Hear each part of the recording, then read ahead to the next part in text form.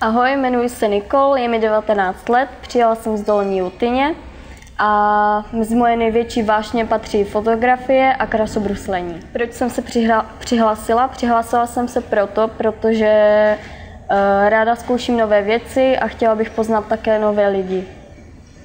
Proč bych měla vyhrát zrovna já? Protože je na mě spolehnutí a když se do něčeho opřu, tak si zatím jdu. Co bych udělala s výhrou? Tak automobil, řidičák zatím nemám.